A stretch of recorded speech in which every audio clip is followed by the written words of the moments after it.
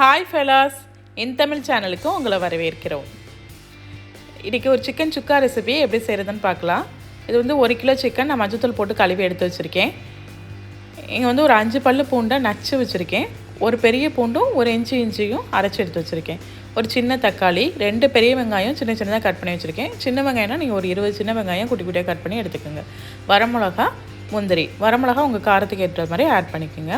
ஒரு கடாயை சூடு பண்ணி அதில் நல்லெண்ணெய் ஊற்றிக்கிங்க. நல்லெண்ணெய் கொஞ்சம் தாராளமாக விடுங்க. அப்போ தான் அந்த ஃப்ளேவரும் டேஸ்ட்டும் உங்களுக்கு ரொம்ப நல்லா கிடைக்கும். ப்ளஸ் அது டிஷ்ஷோடு சேர்ந்து வரையில் ரொம்ப நல்லாயிருக்கும். அதுக்கப்புறம் இதில் கரம் மசாலா போட்டு தாளிக்க போகிறோம். பட்டை, ஏலக்காய், கிராம்பு, அன்னாச்சிப்பூ இதெல்லாம் போட்டு தாளிக்க போகிறோம். அதுக்கப்புறம் சோம்பு போட்டு தாளிக்க போகிறோம். நான் எப்போவுமே சொல்கிறது தான், பட்டை லவங்கம் போட்டு நீங்கள் தாளிக்கிறீங்கன்னா சோம்பு கண்டிப்பாக ஆட் பண்ணுங்கள். அப்போ தான் வந்து அந்த ஃப்ளேவர் உங்களுக்கு நல்லா கிடைக்கும். இதெல்லாம் பொரிஞ்சதுக்கப்புறமா வரமிளகா ஆட் பண்ண போகிறோம். வரமிளகா வந்து உங்கள் காரத்துக்கு ஏற்ற மாதிரி, ஆனால் மினிமம் 5 மிளகா ஆட் பண்ணுங்கள். நீல மிளகானா குட்டி குட்டியாக கட் பண்ணி ஒரு 5 பீஸ் வர மாதிரி ஆட் பண்ணிக்கிங்க. நான் வந்து எப்போவுமே குண்டு மிளகா தான் எங்களோட சமையலுக்கு, அதனால் நான் குண்டு மிளகா ஆட் பண்ணுறேன். உங்களுக்கும் குண்டு மிளகா கிடச்சுன்னா அதை ஆட் பண்ணுங்கள். அதோடய ஃப்ளேவரே உங்களுக்கு டிஷ்ஷில் ரொம்ப நல்ல டேஸ்ட் கிடைக்கும். அதுக்கப்புறம் முந்திரி வந்து ஆப்ஷனல் தான். இது வந்து டிஷ்ஷை வந்து ஒரு ரிச்சாக காட்டும், ப்ளஸ் நல்ல ஒரு ஃப்ளேவர் கிடைக்கும் அதனாலையும். ஆனால் உங்களுக்கு வேணுன்னா நீங்கள் போட்டுக்கலாம், இல்லைன்னா வேண்டாம். அதுக்கப்புறம் கருவேப்பிலை, நல்ல கருவேப்பிலை எல்லாம் பொரிஞ்சு வந்ததுக்கப்புறமா பெரிய வெங்காயம் நான் ஆட் பண்ண போகிறோம். நீங்கள் பெரிய வெங்காயம் இல்லைன்னா சின்ன வெங்காயம் கூட ஆட் பண்ணிக்கலாம். ஆனால் சின்ன வெங்காயம் ஆட் பண்ணிங்கன்னா இன்னும் டிஷ் ரொம்ப சூப்பராகவே இருக்கும்.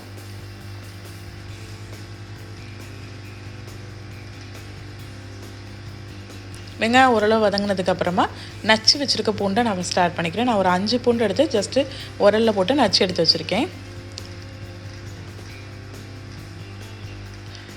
பூண்டும் மிளகும் நம்மளுக்கு வந்து டிஷ்ஷில் வந்து எவ்வளோக்கு எவ்வளோ ஜாஸ்தி ஆட் பண்ணுறோமோ அந்தளவுக்கு டிஷ் வந்து ரொம்ப டேஸ்ட்டாகவும் நல்ல ரிச்சாகவும் கிடைக்கும். உடம்புக்கும் ரொம்ப நல்லது.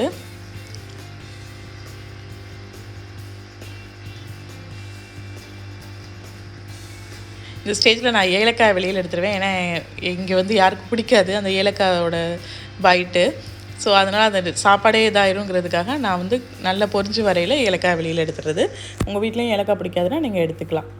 ஸோ அதுக்கப்புறமா இஞ்சி பூண்டு, ஒரு பெரிய சைஸ் ஒரு இன்ச்சு சைஸ் இஞ்சியும் ஒரு பெரிய பூண்டு, முழு பூண்டு இருக்குல்ல, அதுவும் சேர்த்து நான் பேஸ்ட் எடுத்து வச்சுருக்கேன்.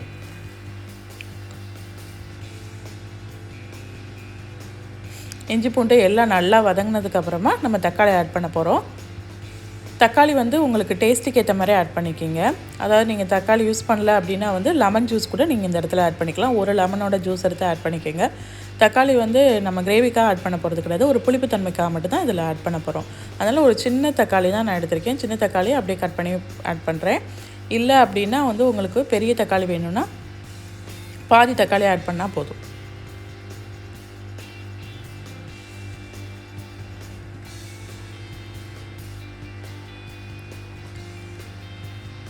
எல்லாம் நல்லா வதங்கட்டும்.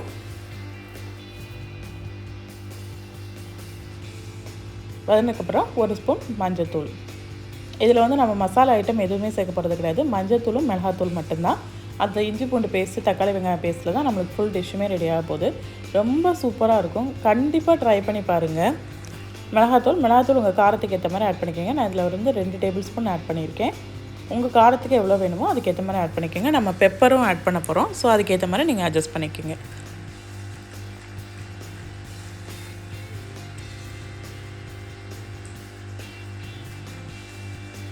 இதில் வந்து இப்போ பாருங்கள், 1 டம்ளர் தண்ணியில் 1/2 டம்ளர் மட்டும் நான் இந்த இடத்துல ஆட் பண்ணியிருக்கேன். ஸோ இந்த 1 டம்ளர் தண்ணி தான் நம்ம மொத்த டிஷ்ஷுக்குமே ஆட் பண்ண போகிறோம். ஸோ இதில் வந்து பாதி டம்ளர் தண்ணி வந்து நான் இதில் ஆட் பண்ணி அந்த மசாலா எல்லாம் சேர்ந்து வர்றதுக்காக இது பண்ணியிருக்கேன். இது வந்து கருகிடக்கூடாது, கருகிச்சுன்னா உங்களுக்கு அந்த ஃப்ளேவர் போயிடும்.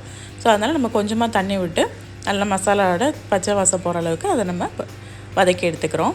ஸோ நல்லா எண்ணெய் பிரிஞ்சு வந்துச்சு. இந்த ஸ்டேஜில் நம்ம சிக்கனை ஆட் பண்ணிட வேண்டியதான். இதே நீங்கள் நாட்டுக்கோழியில் செய்கிறீங்க அப்படின்னா வந்து நாட்டுக்கோழி சிக்கனை ஒரு 2 விசில் வச்சு எடுத்துகிட்டு அதுக்கப்புறம் நீங்கள் இதே ப்ரொசீஜரை கண்டினியூ பண்ணால் போதும்.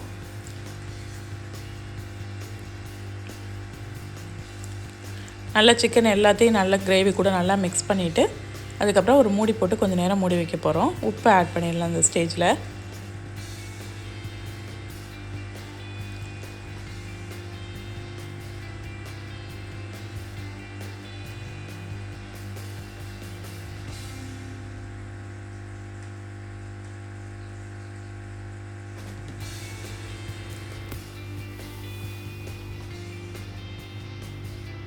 உப்பு ஒரு 2 டீஸ்பூன் ஆட் பண்ணுறேன்னா உங்கள் டேஸ்ட்டுக்கு ஏற்ற மாதிரி உப்பு ஆட் பண்ணிக்கோங்க.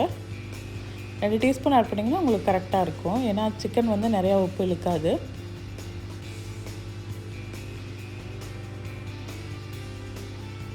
இப்போ அந்த மீதி இருக்க டம்ளர் தண்ணியை ஊற்றிடுறேன். இவ்வளோ தான் நம்ம தண்ணி ஆட் பண்ணுறது.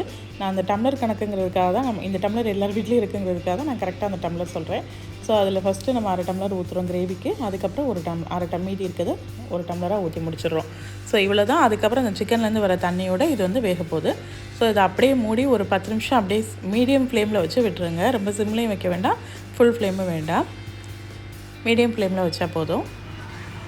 அதுக்கப்புறம் இங்கே வந்து 1 டேபிள் ஸ்பூன் மிளகு, 1 டேபிள் ஸ்பூன் சீரகம் ரெண்டையும் பொடி பண்ணி வச்சுருக்கேன். கொஞ்சம் கருவேப்பிலை, கொத்தமல்லி கார்னிஷிங்காக எடுத்து வச்சுருக்கேன். ஸோ இந்த ஸ்டேஜில், அதாவது ஓரளவு நல்லா சிக்கன் வெந்ததுக்கு அப்புறமா, அதான் கரெக்டான ஸ்டேஜ்னு சொல்லலாம். சிக்கன் வெந்ததுக்கு அப்புறமா நீங்கள் வந்து மிளகு கருவேப்பிலையும் ஆட் பண்ண போகிறோம். மிளகு சீரகத்தூள் 1 டேபிள் ஸ்பூன் மிளகு, 1 டேபிள் ஸ்பூன் சீரகத்தை ஈக்குவல் குவான்டிட்டியில் எடுத்து பொடி பண்ணி வச்சுருக்கேன். கொஞ்சம் கருவேப்பிலை. அந்த கருவேப்பிலையோட ஃப்ளேவர் வந்து இந்த டிஷ்ஷுக்கு ரொம்ப முக்கியம். கருவேப்பிலை, வரமிளகா, இஞ்சி பூண்டு பேஸ்ட்டு, இவ்வளோ இதோட ஃப்ளேவர்ஸில் தான் அந்த டிஷ்ஷே ஃபுல்லாக ரெடியாக போகுது.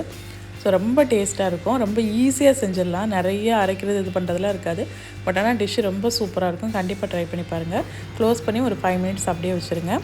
ஓப்பன் பண்ணி பார்த்தீங்கன்னா நல்லா கிரேவி சேர்ந்து நல்லா எண்ணெய் பிரிஞ்சு வந்திருக்குல்ல. இந்த ஸ்டேஜில் நீங்கள் ஆஃப் பண்ணிடலாம். ஸோ இந்த கிரேவி இன்னும் வந்து கொஞ்சம் திக்காகும். அப்போ வந்து உங்களுக்கு சர்வ் பண்ணையில் ரொம்ப கரெக்டாக இருக்கும். ரொம்ப நீங்கள் ட்ரை ஆக்குனீங்க அப்படின்னா வந்து நீங்கள் சர்வ் பண்ணையில் இன்னும் ட்ரை ஆயிரும். ஸோ ஓரளவு அந்த 1 டம்ளர் மட்டும் தண்ணி ஊற்றினீங்கன்னா இந்த ஸ்டேஜில் கரெக்டாக இருக்கும் உங்களுக்கு. அது பார்த்தாவே உங்களுக்கு தெரியும், நல்லா சேர்ந்து வந்திருக்கும். இந்த இடத்துல மல்லியில போட்டு கார்னிஷிங் பண்ணி எடுத்து சர்வ் பண்ணிட வேண்டியதான்.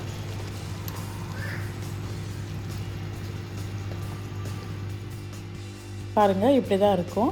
ரொம்ப டேஸ்ட்டாக இருக்கும். கண்டிப்பாக ட்ரை பண்ணி பாருங்கள். ரைஸ் கூட, சப்பாத்தி கூட, எல்லாத்துக்கூடயுமே ரொம்ப சூப்பராக இருக்கும். ட்ரை பண்ணி பார்த்து எப்படி இருந்துச்சுன்னு எனக்கு சொல்லுங்கள். சேனலை சப்ஸ்கிரைப் பண்ண மறக்காதீங்க.